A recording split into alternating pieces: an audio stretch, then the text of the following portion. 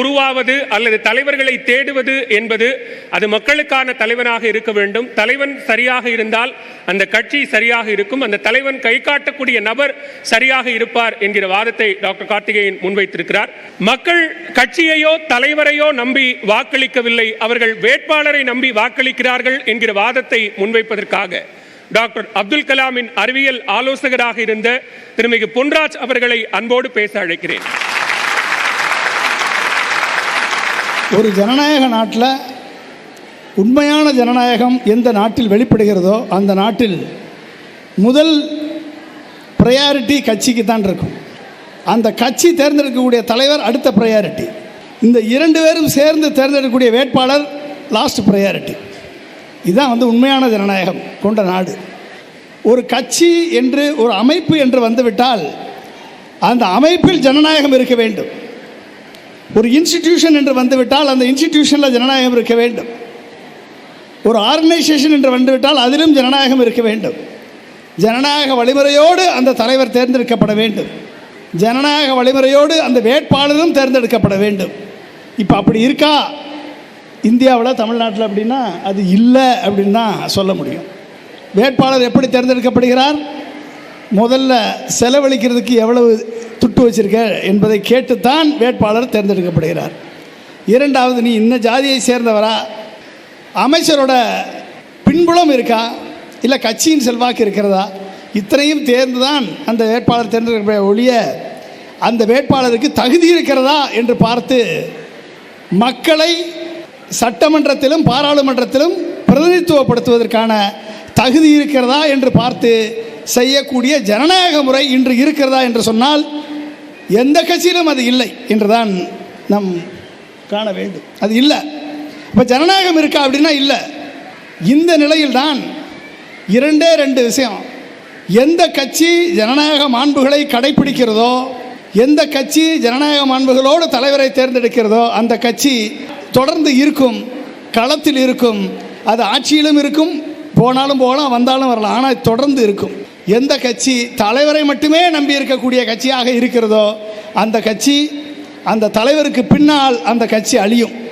ஒட்டுமொத்த இந்தியாவில் 64 கோடி பேருக்கு, இளைஞர்களுக்கு 25 வயதிலிருந்து 30 வயதுக்குள்ள இருக்கக்கூடிய இளைஞர்களுக்கு 64 கோடி பேர் இளைஞர்களுக்கு படித்த படிப்பிற்கேற்ற வேலை வாய்ப்பு இல்லை, கை நிறைய சம்பளம் வாங்குவதற்கு வாய்ப்பில்லை.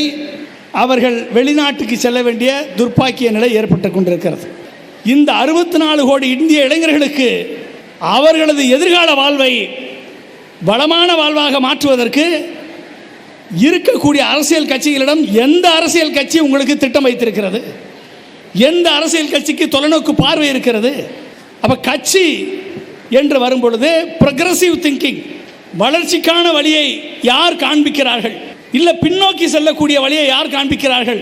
இந்த இரண்டுக்கும் உள்ள வேறுபாட்டை நீங்கள் உணர வேண்டும். நண்பர்களே, ஒட்டுமொத்த இந்தியாவும் அடுத்த 10 ஆண்டுகளுக்கு 20 ஆண்டுகளுக்கு இந்த இந்தியா எந்த நிலைக்கு கொண்டு செல்ல வேண்டும் என்ற நிலையில் இன்றைக்கு இருக்கக்கூடிய தலைவர்கள் சிந்திக்கிறார்களா? கட்சி சிந்திக்கிறதா?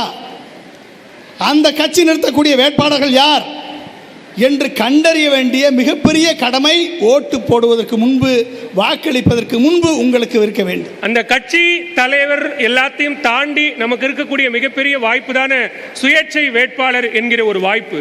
அந்த வாய்ப்பை நிறைய பேர் பயன்படுத்திட்டு தானே இருக்காங்க.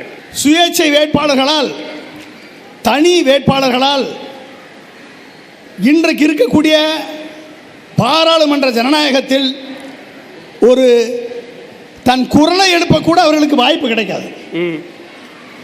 நம்ம அண்ணன் இருக்கார், தனியரசு அண்ணன் இருக்கார், தனியாக தான் சுயேட்சையாக தான் நின்னார். அவர் கட்சி, அவருக்கு கட்சி இருக்கிறது. ஆனால் அவருக்கு சட்டமன்றத்திலே எத்தனை வாய்ப்புகள் வழங்கப்படும்? அவரது குரல் எப்படி கேட்கப்படும்?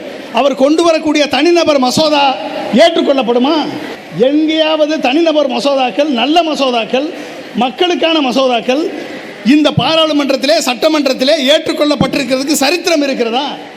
எங்கேயோ நீர் ஊத்த நெருப்பாக 1-2 நடந்திருக்கலாமே ஒழிய இது சட்டமாக இல்லை. எனவே இங்கு பாராளுமன்ற ஜனநாயகம் மெஜாரிட்டி மைனாரிட்டி என்ற அடிப்படையில் தான் இருக்கிறதே ஒழிய மெஜாரிட்டி கட்சி என்ன செய்கிறதோ, என்ன நினைக்கிறதோ அதுதான் சர்வாதிகாரம். ஜனநாயகத்திற்கு சர்வாதிகாரம் மாற்று அல்ல. ஒரே நாடு ஒரே மொழி என்று சொன்னால் அது உத்தரப்பிரதேசத்தை மட்டும் அடங்கி இருக்கக்கூடிய பாரத நாடு மட்டும்தான். பாரத நாடு இந்தியா என்று நாம் ஏற்றுக்கொண்டோம் என்று சொன்னால் அது மனப்பான்மை, பெருந்தன்மை. ஆனால் பாரத நாடு தான் வேண்டும், ஜெய் ஸ்ரீராம் தான் வேண்டும் என்று சொன்னால் இங்கு நமச்சிவாயம் இருக்கிறது, ஓம் நமச்சிவாயம் இருக்கிறது, அரோகரா இருக்கிறது, கோவிந்தா இருக்கிறது, ஜீசஸ் இருக்கிறார், இஸ்லாமிய சமூகம் இருக்கிறது, அனைத்து சமூகங்களும் இருக்கிறது. எனவே இங்கு ஒற்றை ஆட்சி முறையை, ஒற்றை மதத்தை, ஒற்றை எண்ணத்தை, ஒற்றை அடையாளத்தை திணிப்பது என்பது இந்தியாவை பிளவுபடுத்துமே ஒழிய ஒற்றுமைப்படுத்தாது. வாக்கு கேட்டு வரக்கூடிய அனைத்து கட்சிகளையும் நீங்கள் கேட்க வேண்டிய கேள்வி, அடுத்த 20 ஆண்டுகளுக்கு நீங்கள் எங்களுக்காக வைத்திருக்கக்கூடிய திட்டம் என்ன? எங்களது வாழ்க்கைக்கு என்ன திட்டம்? எங்களது வேலை வாய்ப்புக்கு என்ன திட்டம்? எங்கள் வாழ்க்கை தரத்தை உயர்த்துவதற்கு நீங்கள் வைத்திருக்கக்கூடிய திட்டம் என்ன?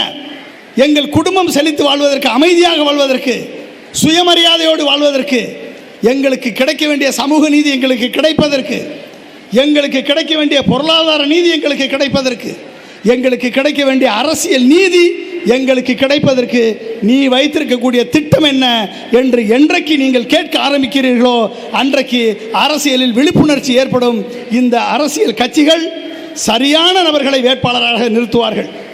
எனவே உங்களை வளப்படுத்த, இந்த நாட்டை அமைதியான வழியில் கொண்டு செல்ல, அனைத்து நீதிகளையும், சமூக நீதி, பொருளாதார நீதி, அரசியல் நீதியை உங்களுக்கு உறுதிப்படுத்த, சமதர்ம சமுதாயம் ஏற்படுத்த, ஒரு மேடு பள்ளம் இல்லாத ஒரு பொருளாதார ஒரு சூழலை இந்த நாட்டில் உருவாக்கிட நீங்கள் கேட்கக்கூடிய கேள்விதான் உங்களது வாக்காக மாற வேண்டும்.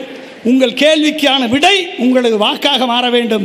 அந்த நிலையை ஏற்படுத்த நீங்கள் தயாராக வேண்டும் என்றால் நீங்கள் கேள்வி கேட்க வேண்டும், பணத்தை அல்ல.